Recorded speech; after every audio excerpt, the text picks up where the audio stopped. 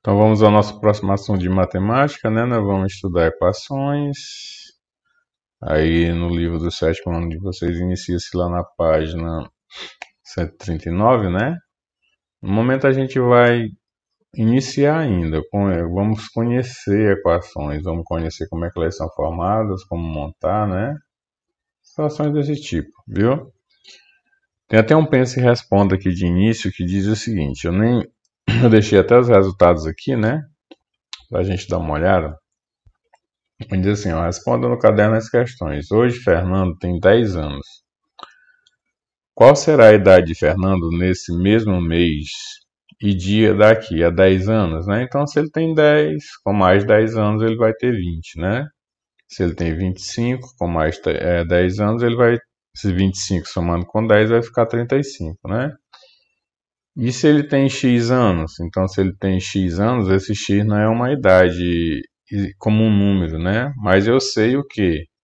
Que para determinar a idade dele, a esse X eu vou somar mais 10, né? Então 10 mais X vai representar a quantidade de anos que ele vai ter daqui a 10 anos, se ali fosse um determinado valor, né?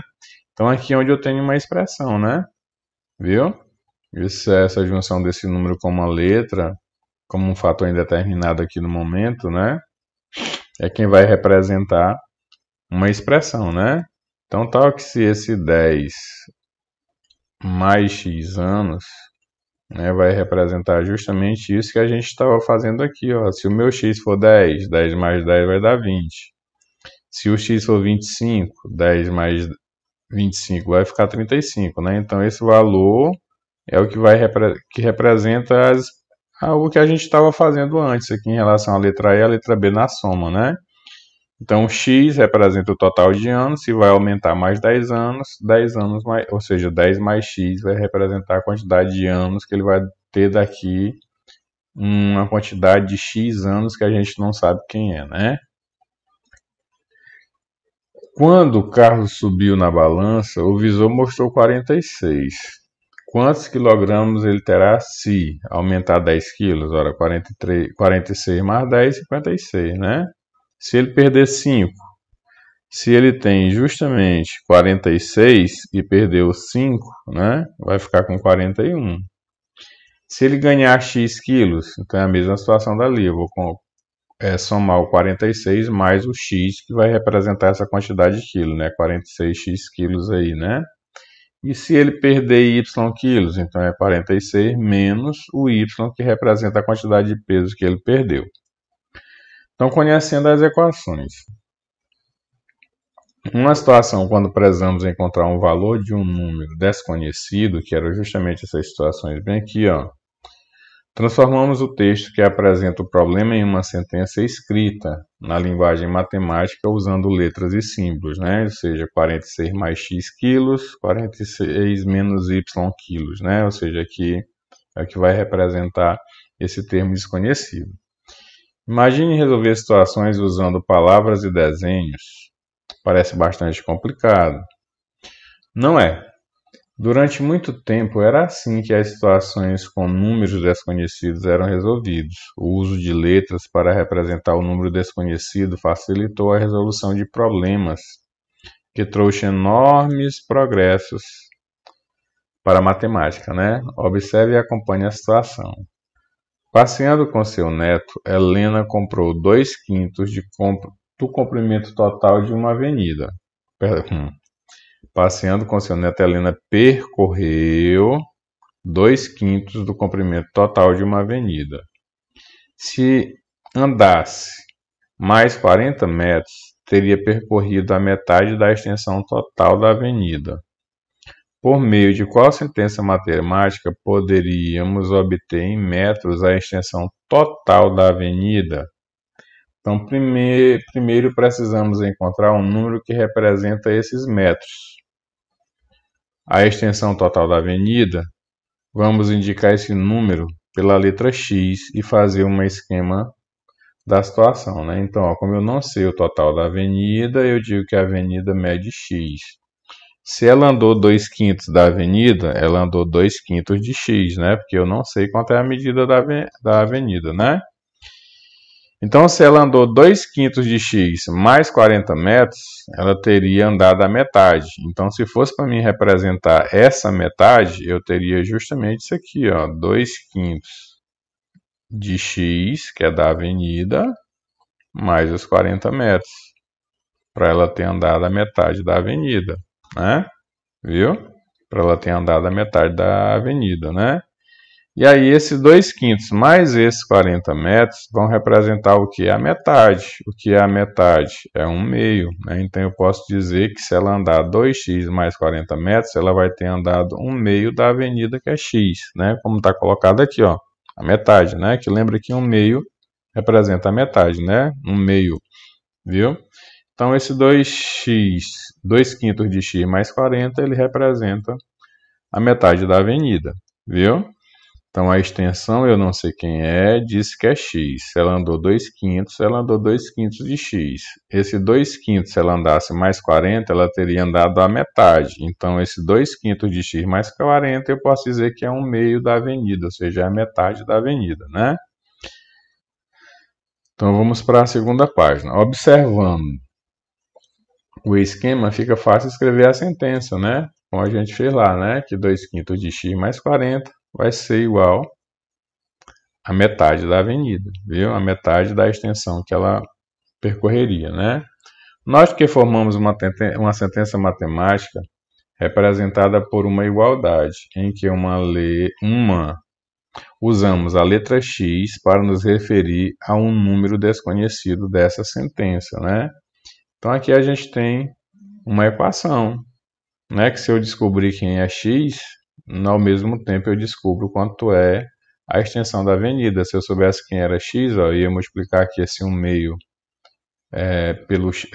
pelo valor que eu soubesse do x, que eu acharia o tamanho da avenida, né? Ou então aqui também, viu? Certo? Um outro exemplo, um carpinteiro serra uma tábua de 1 metro, que é 100 centímetros, né? Em 2 pedaços. Né? 1 metro, que é a mesma coisa que 6 centímetros, em 2 pedaços. Um dos pedaços tem comprimento igual ao triplo do comprimento do outro. Que sentença matemática poderíamos escrever para calcular o comprimento de cada pedaço? Devemos encontrar dois números que representem em centímetros o comprimento do pedaço que a tábua foi serrada, né? Então aqui a tábua era 100 centímetros. Só que o que acontece? É como se ele tivesse dividido a tábua em 4 partes iguais, né? E uma parte aqui representou 1/3 dessa tábua toda que foi cortada aqui, como ele disse, né? Ela tem o triplo aqui, né? Do comprimento do que foi cortado, né? 3 vezes mais esse pedaço. Então é o seguinte, como um dos comprimentos é o triplo do outro, significa que esse espaço aqui tem 3 vezes o tamanho do outro. Então, o que acontece? Aquele pedaço menor, que aqui foi chamado de y, né? Poderia ser x. Então, eu posso dizer que esse pedaço menor foi y, e que o pedaço maior tem o triplo de y. E se eu somar x mais os 3y, eu vou ter os 100 centímetros de comprimento, que é a mesma coisa que 1 metro, né? Então é como se ele tivesse dividido a tábua em 4 partes. Ele cortou aqui um pedaço, esse pedaço ele chamou de y. E como esse pedaço tem 3 vezes esse tamanho, né? Se eu colocar aqui em cima ele dá 3 vezes esse tamanho, então o que sobrou da tábua é 3y, né? Tem 3 vezes o tamanho desse pedaço. E a soma desses dois vai indicar os 100 centímetros, que é a medida da tábua toda, viu? Então, usamos a letra Y para compor os números desconhecidos nessa sentença representada por uma igualdade, né? Então, a letra Y aqui é quem representou um pedaço, né? E o 3Y é 3 vezes aquele mesmo primeiro pedaço que foi cortado, né? Então, as sentenças matemáticas que escrevemos nas duas situações, tanto essa do y como a do x mais acima, né? Elas são chamadas de equações, como eu já falei para você, né? Lá são as equações, viu? Então, toda sentença matemática expressa por uma igualdade na qual haja um símbolo, ou seja, uma letra, né, que representa um número que a gente não sabe quem é, um número desconhecido, a gente chama isso de equação, né? Cada símbolo que representa um número desconhecido, a gente chama de uma incógnita, né? A incógnita x, a incógnita y, e aí depende da letra, né? Então, as sentenças matemáticas são escritas dessa forma, viu? Onde eu posso ter uma letra desconhecida ou duas letras desconhecidas para representar um determinado valor, né? E nessas situações aqui, o que acontece, ó? O que fica antes da igualdade, como está colocado aqui, ó, se está antes da igualdade, o que está antes da igualdade é o primeiro membro. O que fica depois da igualdade é o segundo membro, né? Vice-versa, né? Aqui, ó, o que está antes da igualdade eu chamo de primeiro membro, e o que está depois da igualdade eu chamo de segundo membro, né? Viu? E na hora, e a gente vai ver também depois o seguinte, na hora de fazer cálculos, viu? A gente vai ter até uma situação onde a gente vai ver que quando a gente, para descobrir um determinado valor, nesse primeiro membro sempre vão ficar as letras, viu? E no segundo membro sempre vão ficar os números, né? Mas aí em uma outra situação, quando a gente estiver calculando os valores dessa equação, viu? Tipo aqui, ó. Nesse caso aqui, eu consigo calcular os valores dessas duas equações aqui. Se fosse para mim calcular e encontrar um valor para y e um valor para x, eu poderia aqui, ó. Usando esse y que está mais simples, ó. Você tem aqui, ó, y mais 3y. Então, esse y é igual a y, eu posso somar um y mais 3, que daria 4y. Viu? Esse 4y ficaria igual a 100. Né? Onde eu teria um y que é igual a 100, viu? E aí sempre vai ser assim, ó, esse número que acompanha a letra, na hora de resolver o problema, ó, quem está do lado da letra sempre vem aqui para baixo, ó. E se você dividir o y aqui, dividir o 100 pelo 4, você vai descobrir que o y da equação vai valer 25, né? Viu? Da mesma forma eu consigo descobrir o valor do x aqui também, né? Eu jogando esse x para lá.